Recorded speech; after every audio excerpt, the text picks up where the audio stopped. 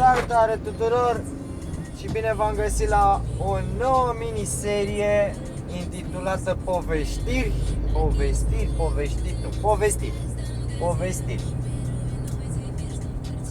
Încep acest proiect, azi nu o să fac o povestire, azi o să doar să vă explic ce e în acest proiect și o să vă rog să-mi lăsați în comentarii, să-mi dați like-uri dacă sunteți de acord cu acest lucru sau nu. În acest proiect o să fac niște vloguri scurte în care o să vă povestesc tot felul de întâmplări din spatele volanului. Gen, cum a rămas înțepenit cu carosata, cum a rămas înțepenit cu mașina pe care o conduc acum, cum a rămas fără permis în două rânduri, cum i-am luat amendă, cum am trecut pe roșu, nu știu cum am lovit mașina. Tot felul de povestiri din acestea, unele mai haioase, altele mai puțin haioase.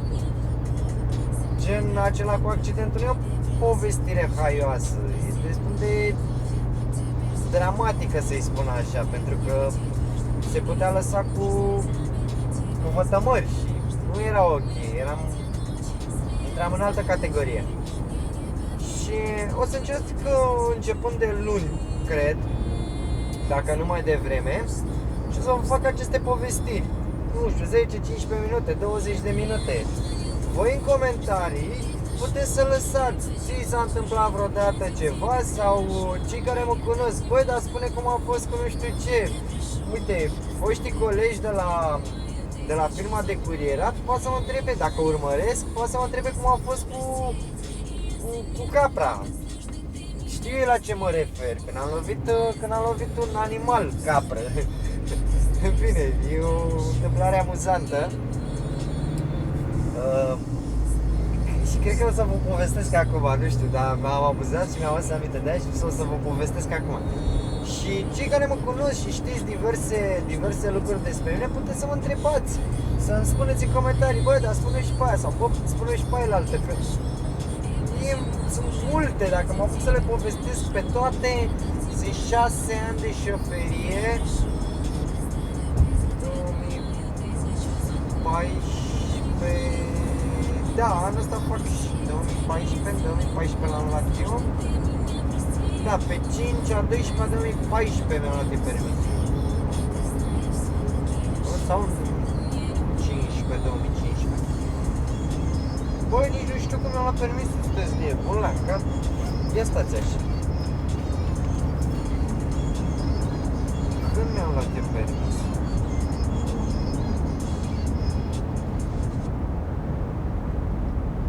A 12 a 2014, da mă, v-am zis eu că în 2014, deci 2014, 2020,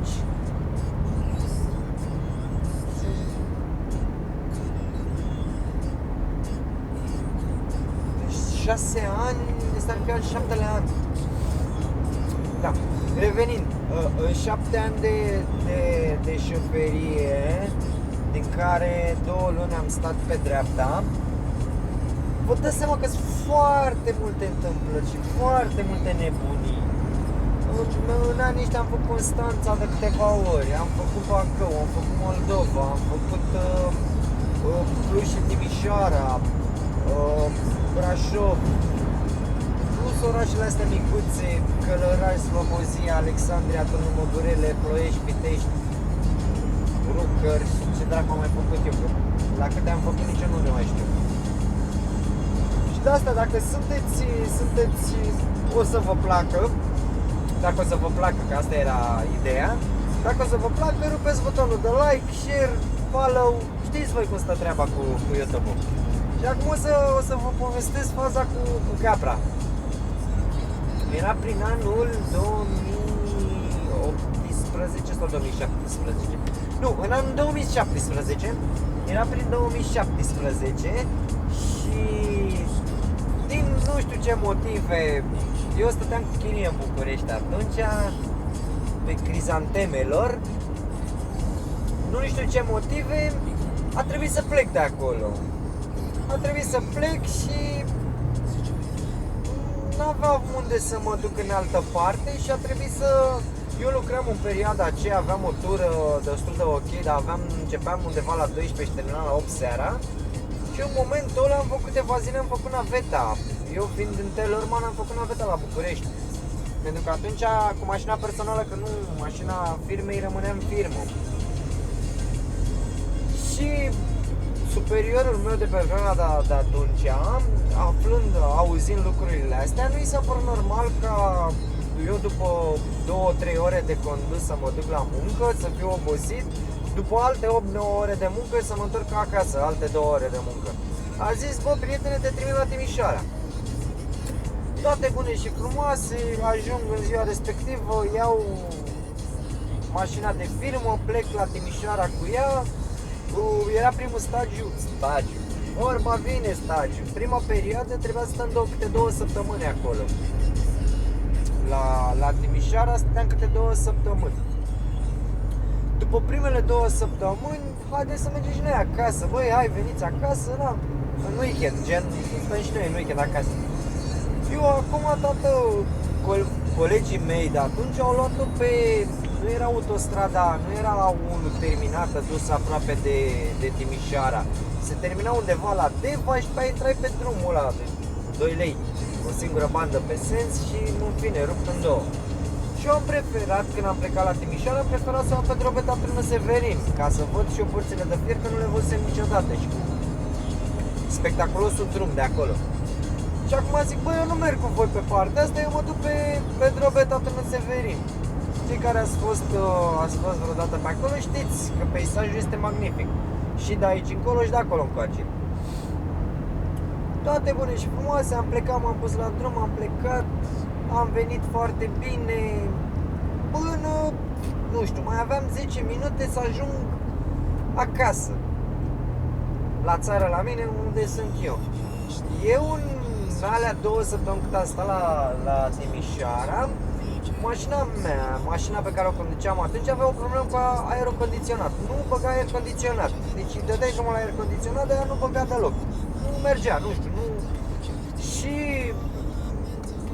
responsabilul auto din vremea aceea, cred că și acum este, nu o să le dau numele, pentru că poate oamenii nu vor să-și audă numele în vlogul ăsta și nu o să le dau numele, dar ei știu că la ei mă refer. Au zis să mă duc acolo să o repar. Eu m-am dus frumos, am reparat, am mers vreo 2-3 zile și după un moment dat mi-a intrat în defrost. De fapt, ea intra în defrost. Ea a mers foarte mult cu ea în căldură, fiind vară, iunie, iulie și fiind foarte cald afară, ea intra în defrost. La un moment dat scădea volumul de aer, adică nu-ți mai băga aer cu putere și îți băga aer rece, dar nu-ți mai băga cu putere. Intra într-un fel de defrost. Ea pe drum în alea 6 ore, când a plecat la 2 din Timișoara și vă dați seama, ajungeam la 9-10 acasă, tot timpul ăla e în mijlocul zilei, pe căldura cea mai mare, ea a intrat de câteva ori în defrost și la un moment dat, când mai aveam 10 minute spre casă, a intrat în defrost. Faza culminată acum vine. Eu am văzut, am simțit mașina că a intrat în defrost, eram în localitate 60, 70, 80 de km pe oră, dar n-aveam 80, cred că aveam vreo 60 de km pe oră. Zic, haide mă să deschid, opresc caceul și deschid geamurile. În momentul ăla deschid geamul de la mine din stânga, deschid și cel din dreapta și era foarte mult curent în mașină și mă uit la geamul din dreapta să-l închid un pic. Dar înainte să mă uit la geamul din dreapta, am văzut niște copii să jucau pe stradă și am luat piciorul pe accelerație. Mașina fiind foarte mare, foarte grea, uite, cum observați și acum aici, scade în viteză. În momentul în care am văzut că scade din viteză, zic, hai că am timp să o frânez dacă e, Doamne ferește, ceva și mă uitam la geam. M-am uitat la geam l-am deschis cât am vrut eu. În momentul ăla din dreapta mea, hata capra direct în fața mașinii. Vă dați seama, am văzut ceva alb lângă mașină, voi de aici de unde e telefonul pus, de unde e camera pusă, voi vedeți cât de cât în fața mașinii. Eu de aici de unde sunt eu nu am văzut decât ceva alb pe ochi și am auzit dup. Dita mai capra, de fapt era un țap, dita mai țapul, domestic, ne-a sărit în fața mașinii, bineînțeles că l-am luat în plin, L-am luat cu parte cu bara din dreapta. Aveam o porțiune de 1 metru din bară smulsă, contra bara de fier care este un U, o tablă ramforsată, un U întors, era îndoită spre mașină. L-am băgat sub roată, am trecut cu roata de spate peste el, m-am uitat peste ce am dat, prima oară m-am speriat, am crezut că e un copil, e Doamne ferește, zic Doamne ce am făcut. Da, de fapt era o capră, să zbătea, a venit proprietarul, când am văzut proprietarul că a venit cu cuțitul, a venit, el de fapt venea să taie capra, eu am crezut, zic gata, asta vine pe mine. În mașină, pe vremea atunci, aveam niște stinghi, că eram electrocasnice, că eram tot felul de nebunii și mai erau pachetate cu lemne, cu nebunii. Aveam niște stinghi, bineînțeles, am deschis mașina și am apucat un lemn de ăla, să zic, bă, ori eu. De fapt, omul venea să-și ceară scuze că, domne, că paguba ta, că paguba mea, că zic, bă, paguba ta cu capra e paguba ta cu capra, da. Zic, paguba mea la mașină e, m-am nenorocit. O bară de Mercedes Sprinter, facelift, modelul ăsta, cum l-am și pe ăsta acum, era undeva la vreo 900 de lei la mâna a doua din dezmembrări. 900 de lei erau bani. Bineînțeles, mașina avea casco și s-a reparat pe casco pentru că am fost la poliție și nu m-a crezut nimeni că eu am avut o altercație. Am avut o coliziune cu un animal. Până au văzut păr de capră pe bară, rămăseseră niște urme de păr de capră pe bară și toată lumea atunci m-a crezut, plus că domnii de la poliția rutieră din Alexandria mi-au dat dovadă cum că n-am făcut alte prostii. Dar acum ce-i de făcut? Pentru că domnul mie mi oprește franciză pentru bara asta. Eu sunt la volan, eu sunt vinovat, n-a intrat nimeni în mine, eu am lovit un animal, eu sunt de vină. Trebuia să fiu atent, da? Să-ți oprească franciza, nu știu, 200 de euro, era tot 900 de lei, 900, 1000 de lei. Nu convenea, zic, băiatule, eu ce fac, mașina mea bubuită, păi și capra mea, păi bă, capra ta, ține-o dracule, gata, du-o pe câmp, nu da drumul pe stradă pe aici. În fine, mi-a dat omul vreo 500 de lei.